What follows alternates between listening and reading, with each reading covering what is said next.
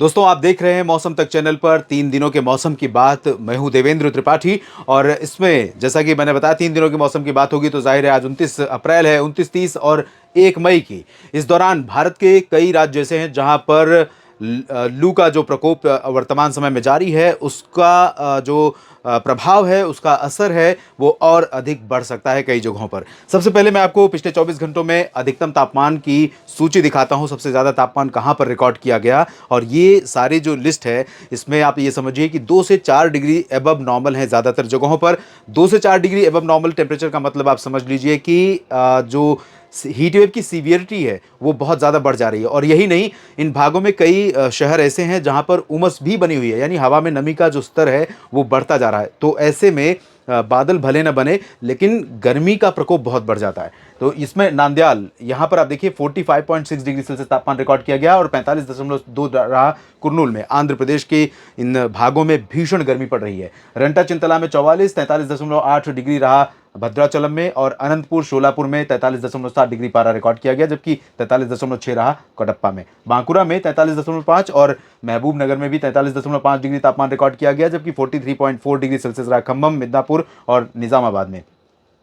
43.2 degree Celsius 43.2 degree Celsius तापमान भुवनेश्वर में ओडिशा में रहा, और नंदीगाम में 42.9 डिग्री तापमान रिकॉर्ड किया गया। गुलबर्गा और तिरुपति में, यानी कर्नाटक के दक्षिणी भागों में भी भीषण गर्मी पड़ रही है। तिरुपति में आप देख सकते हैं 42.9 और 42.8 डिग्री तापमान गया में रिकॉर्ड किया गया। परभणी में 42.8 डिग्री पारा रहा। केंदुझार में 42.7 और 42.6 डिग्री तापमान प्रयागराज में रिकॉर्ड किया गया। यानी देश का जो पूर्वी हिस्सा है और मध्य से लेकर दक्षिणी क्षेत्र तक, इसको मैप में मैं समझाऊं तो ये वाला जो पोर्शन है, इस पोर्शन में प्रचंड गर्मी पड़ रही है। इस पोर्शन में यहां पर भी गर्मी है, लेकिन अपेक्षाकृत यहां के इधर पश्चिमी क्षेत्रों में थोड़ा सा अंतर है टेम्परेचर में।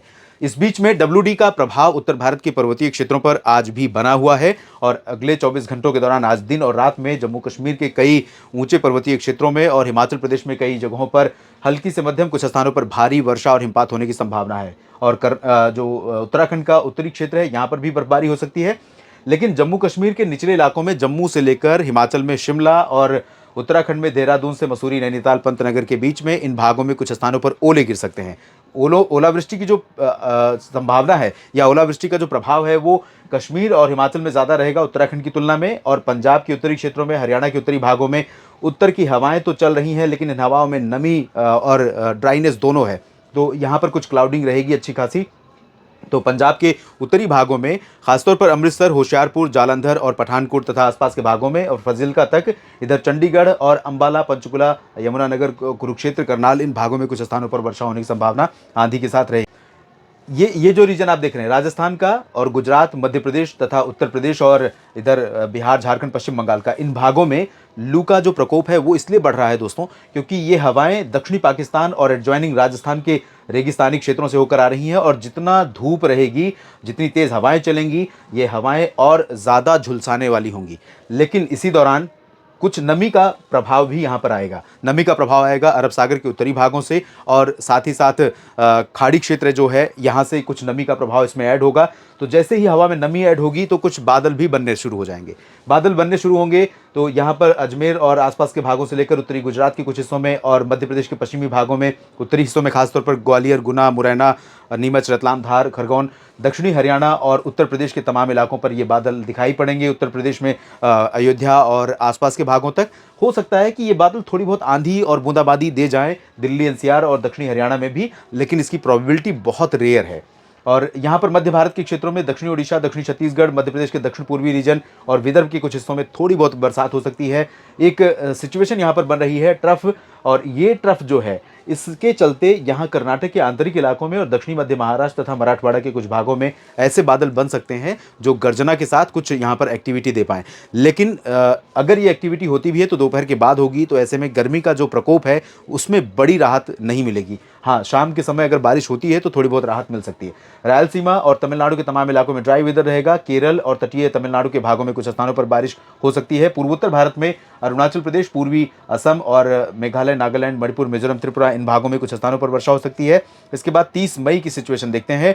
30 मई को भी उत्तर भारत के जो पर्वतीय क्षेत्र हैं दोस्तों, यहाँ पर नमी का जो प्रभाव है वो बना रहेगा। हालांकि कम हो जाएगा आज की तुलना में, कल यहाँ पर काफ़ी कम हो जाएगा, लेकिन इसके बावजूद जम्मू कश्मीर और लद्दाख, गिलगित बाल्टिस्तान, मुजफ्फराबाद, हिमाचल और उत्तराखंड, इन भागों में कई जगहों पर ऊंचाई वाले क्षेत्रों में वर्षा और हिमपात की संभावनाएं बनी रहेंगी।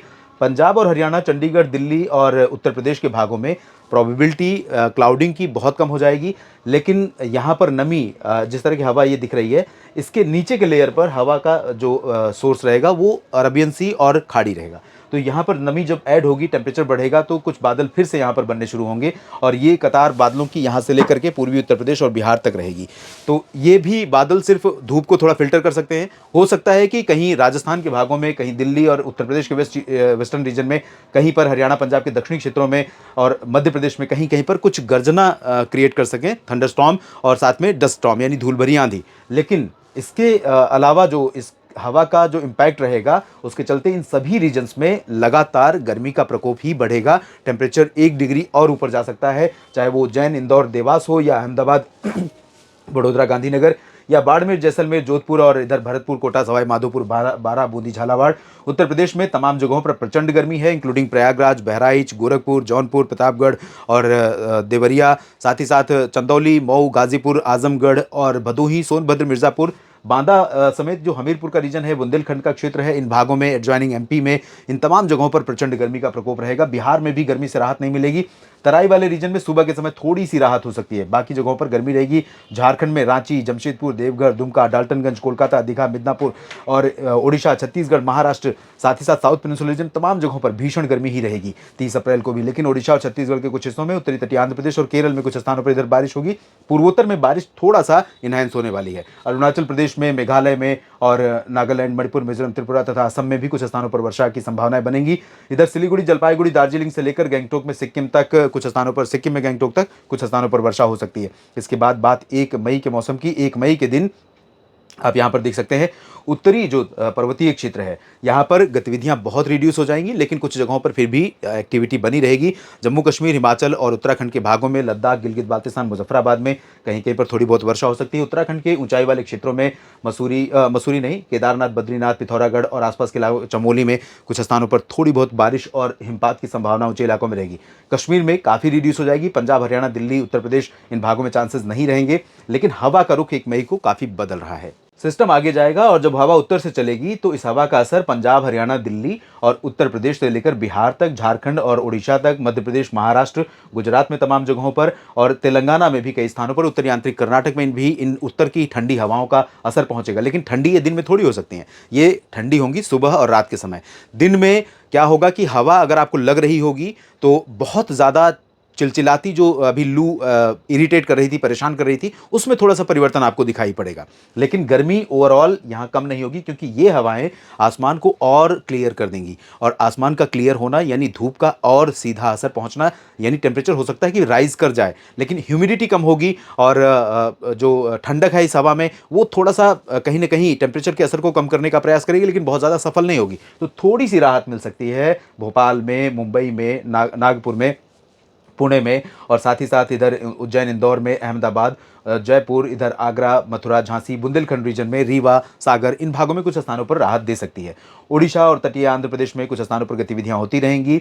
ट्रफ धीरे धीरे मूव कर रही है, यहाँ पर कुछ क्लाउडिंग बनेगी छत्तीसगढ़ के ऊपर, तेलंगाना और आंध्र प्रदेश के ऊपर, झारखंड के ऊपर भी कुछ बादल पहुंच सकते हैं, लेकिन गतिविधियां झारखंड में नहीं होंगी। केरल में बारिश होगी, पूर्वोत्तर में ठीक ठाक बारिश होगी। आने वाले दिनों में यहाँ पर काफ़ी अच्छी एक्टिविटी होने की संभावना है। धीरे धीरे मानसून के फेवर में माहौल बनना शुरू हो रहा है। इसके बारे में बात करेंगे अगले बुलेटिन में। आप बने रहिएगा मौसम तक चैनल और न्यूज़ मीडिया मंच पर। जानकारियाँ ठीक लगे तो वीडियो को लाइक और शेयर कीजिए, कमेंट बॉक्स में अपनी बात लिखना ना भूलें। धन्यवाद।